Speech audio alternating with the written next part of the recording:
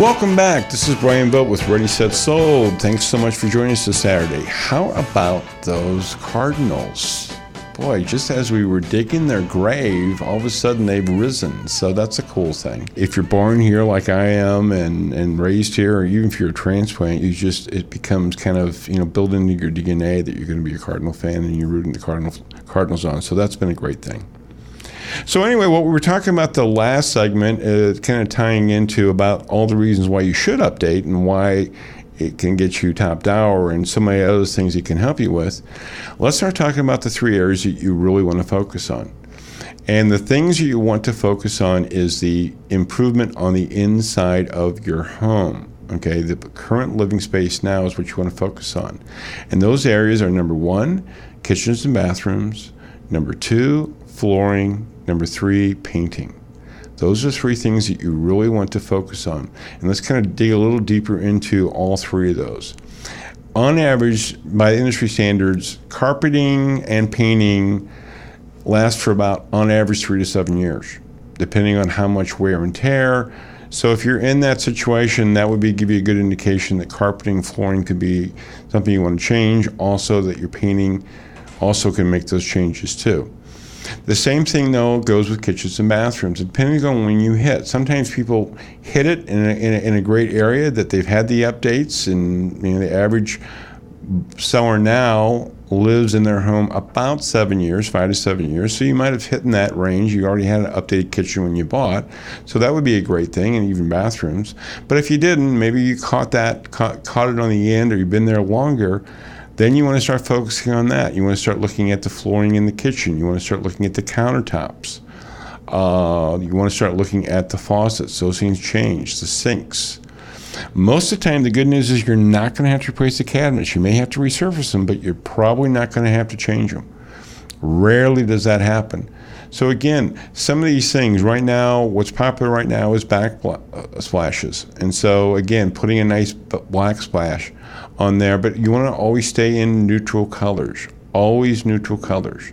And all these 3 things that I just talked to you about, that's what I can't stress enough on. You want to make that beiges, tans, off-whites. You probably want to stay away from white. It gets a little bit more stark unless that's your motif.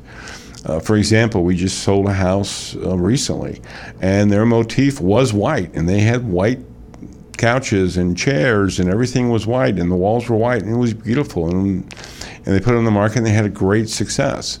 But if it's not, you might want to stay away from white and then go with the tanges and beiges and the off-whites. Once you pick a color, don't be afraid to start using that color throughout the whole area, meaning your whole house, and that goes back to your carpeting. So you can match the carpeting somewhere to the flooring. You can do the same thing with the kitchen countertops. We've seen people do that, and it looks amazing. It really does. It just all flows.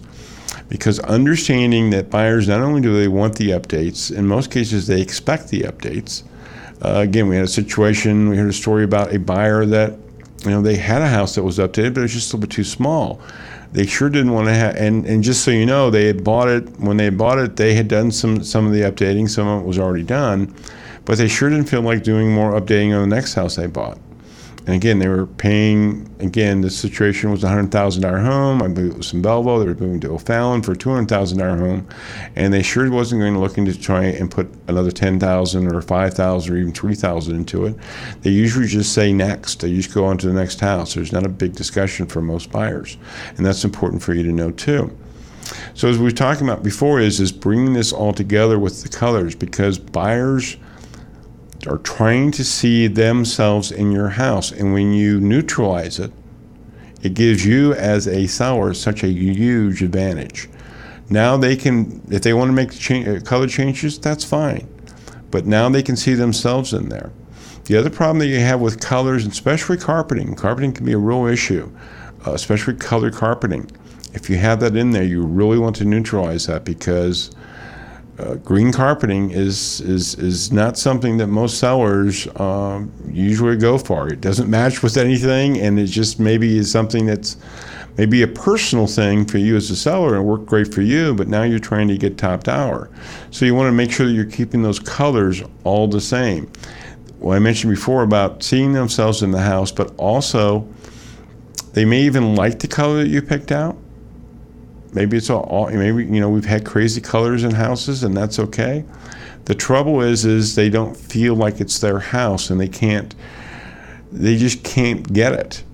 And some people are visual and some people are not visual. And if you have buyers that walk in, just the other day, we had some buyers talking about, they just couldn't see it. The colors were beautiful, but it just wasn't them. They're trying to find themselves in these situations, and that's what's so critical to understand. And that's what's important for you when you're doing the updates. On the bathroom side, again, simple things you can do.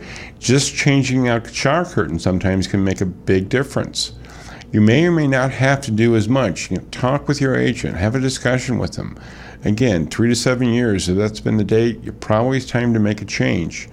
The reason why 3 years, especially on carpeting, is it depends on the foot traffic. Do you have small children? How often is that area used? It doesn't take too much, even with good carpeting, to get that worn down.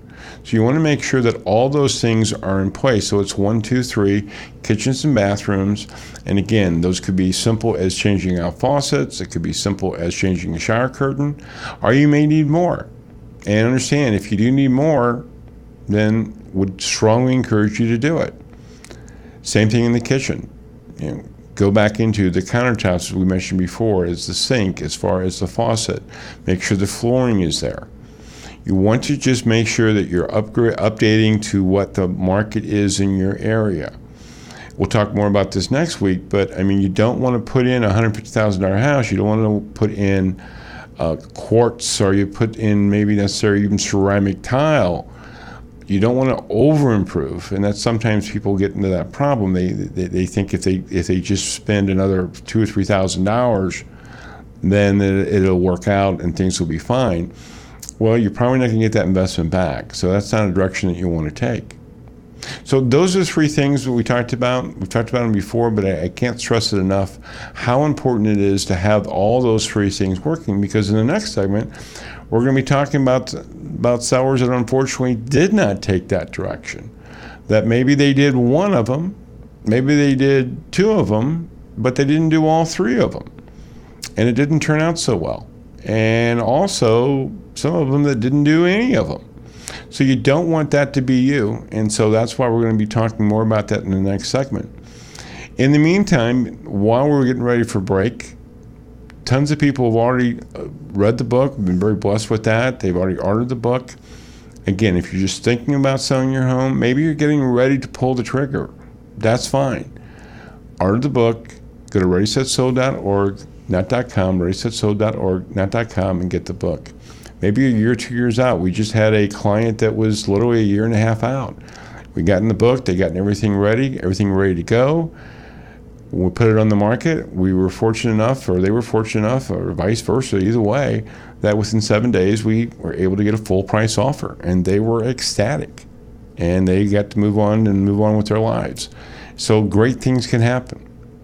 With that, we're going to be talking in the next segment of maybe if you don't make the updates, and maybe hopefully after you hear that segment, you'll understand why it's so important to do them.